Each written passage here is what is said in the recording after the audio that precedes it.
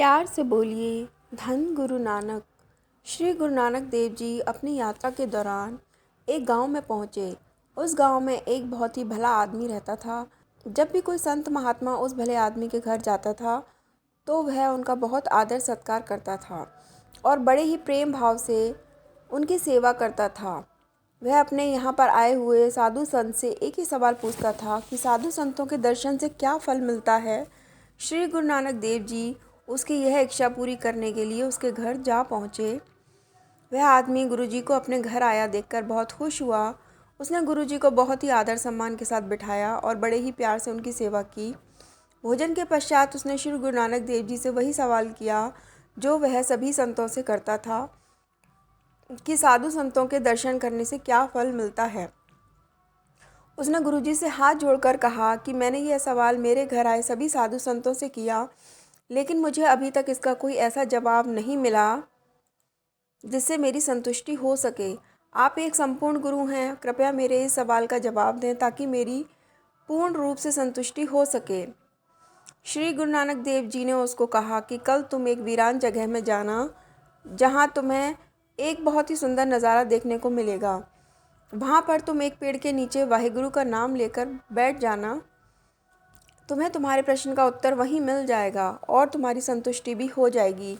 वह आदमी गुरुजी की बात मानकर अगले दिन एक वीरान जगह पर चला गया। वहां जाकर वह गुरुजी की बताई हुई जगह पर वाहेगुरु का नाम लेकर बैठ गया। उस पेड़ के ऊपर दो कौए बैठे थे। जैसे ही उन कौओं की नज़र उस भले आदमी पर पड़ी, वह एकदम बगुले के रूप में परिवर्तित हो गए। थोड़ी देर बैठने के बाद वह आदमी यह हैरान करने वाला दृश्य के बारे में सोचता हुआ घर वापस आ गया। घर आकर वह श्री गुरु नानक देव जी से बोला कि गुरुजी, आपके कहने पर मैं उसी जगह गया था जहां आपने कहा था, लेकिन मुझे ना तो वहां कोई मिला और ना ही मुझे मेरे प्रश्न का उत्तर मिला।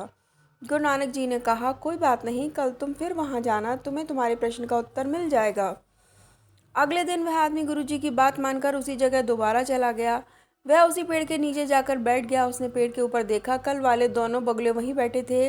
जैसे ही बगलों ने उस भले आदमी की तरफ देखा, वह एकदम हंस के रूप में परिवर्तित हो गए। वह आदमी यह देखकर बहुत हैरान हुआ। थोड़ी देर बैठने के पश्चात वह आदमी घर वापस आ गया और गुरुजी को पूरे दिन का वृत्तांत सुनाया। वह आदमी बोला, गुरुजी, मेरे साथ 2 दिन यह हैरान करने वाला वाक़या हुआ है, लेकिन मेरे प्रश्न का उत्तर मुझे अभी भी नहीं मिला। गुरुजी ने उसको कहा कि कल तुम एक बार फिर उस पेड़ के नीचे जाना जहाँ तुमने उन दोनों हंसों को देखा था।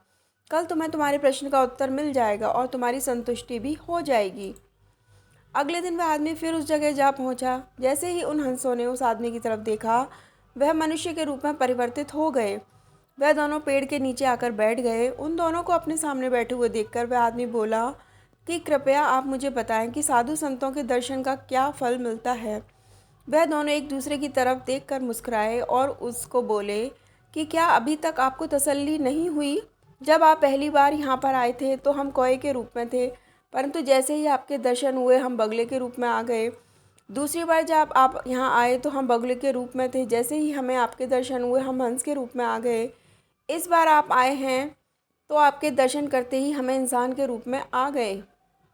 आपकी वजह से ही हमें यह इंसानी योनि मिल गई। अब अपने मन में साधु संतों के मिलाप के बारे में सोचो जिनके दर्शनों से हमें यह रूप मिला। आप जिसके दर्शन करके आए हो, कृपया आप हमें भी उनसे मिलवा दो ताकि हमारा जीवन भी उनके दर्शन करके धन्य हो जाए। वह आदमी खुशी खुशी उन दोनों को अपने साथ घर ले आया। वह गुरुजी के पास पहुँचे और उनको प्रणाम करके उनके सामने बैठ गए। श्री गुरु नानक देव जी ने उस भले आदमी से पूछा कि क्या अब तुम्हारी संतुष्टि हो गई? वह आदमी बोला, मुझे अपने प्रश्न का उत्तर मिल गया कि साधु संतों के दर्शन का क्या फल मिलता है। आपके दर्शनों के बाद अब मेरे अंदर कोई भी ऐसा प्रश्न नहीं रहा। श्री गुरु नानक देव जी ने उससे कहा कि साधु संतों की सेवा करके तुम्हारे जीवन मरण के सभी चक्कर समाप्त हो गए हैं। मनुष्य को अपने किए हुए कर्म भोगने के पश्चात ही मुक्ति प्राप्त होती है। श्री गुरु नानक देव जी उसको ज्ञान देने के पश्चात अगली यात्रा पर चले गए। अगर आपको ये कथा पसंद आई तो प्लीज़ हमारे चैनल को लाइक और सब्सक्राइब करिए। Thanks for watching.